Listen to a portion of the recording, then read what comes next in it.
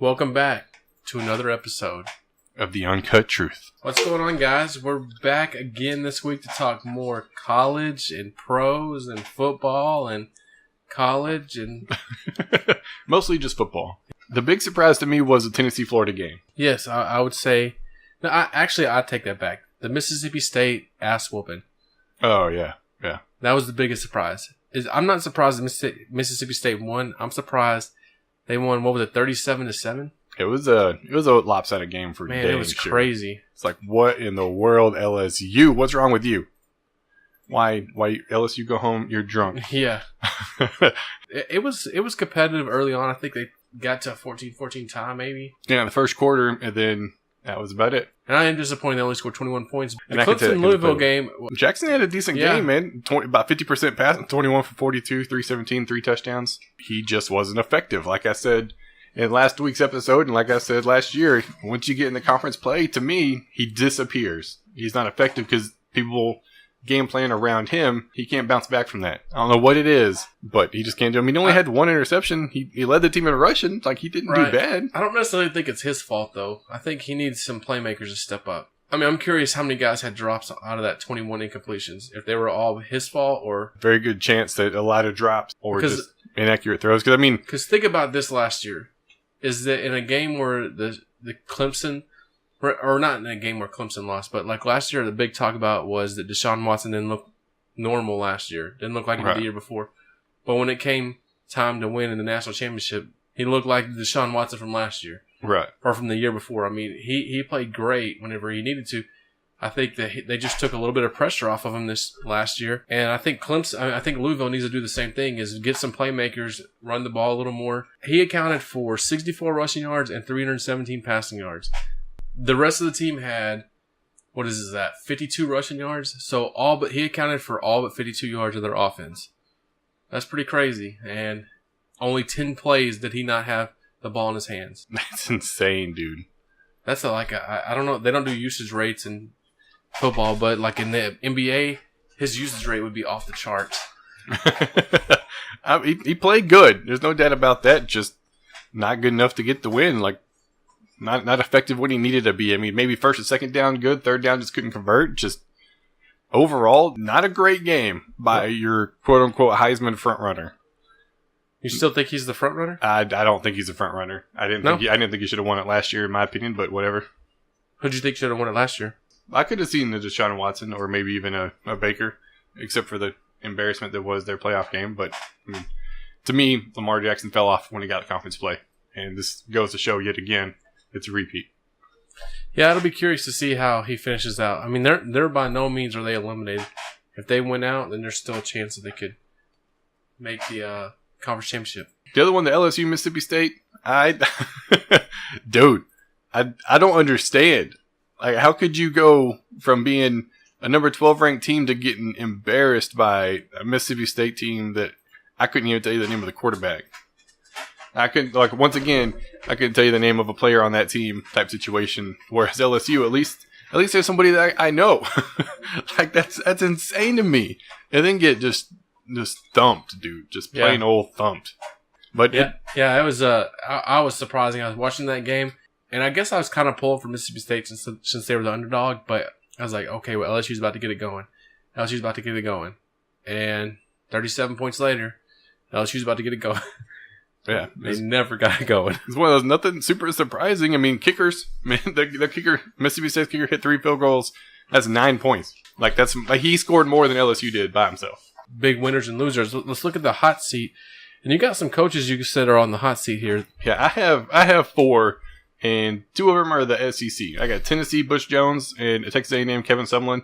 I think Butch Jones, like, the first game, almost losing to Georgia Tech, had not been for them. That was iffy. I mean, to me, last year, I was high up on Tennessee. I was like, they got a lot of potential. Dobbs. Yeah, they had a lot of potential last year with their recruits starting to come in, starting to do work, and then just fell off. Same thing this year. Way too many games that are down to the wire. I mean, the Florida game, they should not have lost that game. Granted, they shouldn't have been in a position to win that game either, had it not been for a couple of big plays on their end to end the game. Unfortunate. So I got him on the hot seat. Kevin Sumlin. He's out. He's got no more easy wins. Yeah, he's out. Like, he's not coming back. There's no way. No matter what unless he beats like an A&M or not A&M, an Alabama this year, he's got to. I think he has to play for the conference championship. So he's got one more game that's not in conference, and he's barely won a couple of those. Like, he lost to UCLA, which he should not have lost, and then two close games against an FCS team. Like, that's not acceptable. And then last week against the Raging Cajuns, they were down at halftime, 21-14. They came out in the second half and played, but they were not impressive. The Mike Riley from Nebraska, he's been on the hot seat for a couple of years anyways, because they're like every other team. They expect perfection regardless of who you are. And they just lost to Northern Illinois. I mean, you just lost. That's your team. That's my team. That's my group of 5 team, 100%. It's Texas and then Northern Illinois. For some reason, I like those Huskies, baby. But that was a huge win for them. That was a devastating loss for Nebraska. So Baylor, you really think their coach is on the hot seat? I think he is. He's got 3 big losses. I mean, pretty much not even a game, any of those games. And he's coming in this week against Oklahoma. I think they're going to go, I think I said this last week, 2-10, 2-win team this year, but I don't think he gets fired. So do you give him the Charlie Strong treatment, 3 years, max, and then he's out, regardless of how the team does? I think that if we weren't just 2 years removed from Art Briles, or 3 years from this team almost being in the playoff, then we wouldn't even be talking about this as an issue. I mean, who cares what, let's see, Kansas State, they're not going to win very many games this year, but is their coach on the hot seat because they're only going to win 2 or 3 games? Right. I think that's where Baylor's headed now, too, is that they're going to be regressing way, way, way back. Like to the Kansas stage where if they win the game, it's a big deal. Not where they're playing for conference and national titles. Not that UTSA, they beat them last week. I think it was them. And Texas State, their coach, I mean, if their coach on the hot seat because they're only going to win 2 or 3 games, it's not really a big deal, but I think it's kind of the same thing. Same expectations now. They've definitely fallen off a cliff with their expectations. Yeah, no doubt. You said that, talking about Lamar Jackson winning the Heisman last year, you got any front runners for the Heisman right now? For me, like, this is way early, like super early. Like, don't even talk about it too early, Heisman talk. Lamar Jackson is probably the lowest on my list. He's had a couple big games, yeah. That's nice. For me, it's Big 12 dominant for dang sure. Baker Mayfield, huge win over Ohio State. In decisive fashion, dominating fashion, like, it's over. He's my front runner. I have him, and then probably Sam Darnold is my number 2. I put Sam Darnold number 1 because I think if USC, even if he's struggled in every game a little bit. I think he's thrown 6 interceptions in 3 games. But if USC wins the Pac-12, I think he wins the Heisman. I could see that. Over, even if Baker Mayfield or Mason Rudolph win the Big 12, I think he gets it because of that. Well, the issue with the teams like to me, like the Mason Rudolph from Oklahoma State, is it's a system. Like, you just throw it up and let him go get it. I was listening to ESPN talking about this morning, like, Todd McShay doesn't even have him on his top 30 players in the draft. It's like that at all. It's like the season he's having. He also he's got the receivers around him to make him look good. And you can see the highlights. The receiver makes a guy miss, 1 or 2 people miss, and he's off to the races. It's a small pass turned into a big play, and he gets all the credit for it, whereas somebody like Sam Darnold's just consistent. Right. And Baker Mayfield's been dominant. But let me ask you this, play devil's advocate. You said Lamar Jackson is lowest on your list. Is there anyone on this list that does more for their team than him? After us looking at what he did against Clemson last week, that all but 10 plays was in his hands the entire game? I would say a Mason Rudolph. I think just because they're more of that air raid style, like he is their playmaker. If something were to happen to him. So you don't think they run the ball with their running backs more than 10 times in a game? I wouldn't say so. I would say not near that much. If they do, it's just like late in the game just to kind of end it. Because I think we saw that they ran, what was it? I think they ran 60-something plays, or maybe it was 70 plays for Clemson. All but 10 of those plays was Lamar Jackson. This week, I think he'll have a little bit tougher challenge. I was like, this is Lamar Jackson, the playmaker on his team. If you were to give, like, maybe offensive MVP, like MVP style, yeah. Heisman, no. MVP, I would probably give it to him because he is the most valuable player on that team. Well, if they continue to win, I think you could see one of the running backs for Georgia sneaking on this list too. Yeah. As long as they keep putting up the numbers, that's the only issue. It's like I could see. But I think if they're winning and staying undefeated in the SEC, that whoever is carrying the more of the load for that team. Yeah. Because remember, Reggie Bush and Lindell White, when they were on the same team, they both went over 1,000 yards. And I think Lindell White even scored more touchdowns than Reggie Bush. But Reggie Bush won the Heisman because he was the feature guy on that team back then. So I think you could see something similar to that. We're going to talk about one more game, the Texas USC game.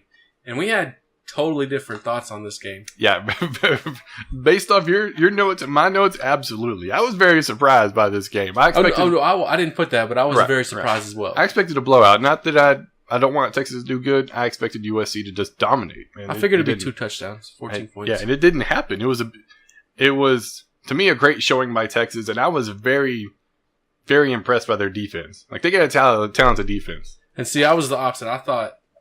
I said Texas has big questions on D. And the reason why I put that is they allowed 468 yards in this game. This is almost as much as they allowed to Maryland week 1. And it's just they allowed lots of big plays. I had on here that they allowed 5 different receivers catches for more than 20 yards. But I did put a note that their run D did look better than week 1. I think they gave up a ton of yards. And then this time, they only gave up 71 rushing yards for the game. But the run D did look better.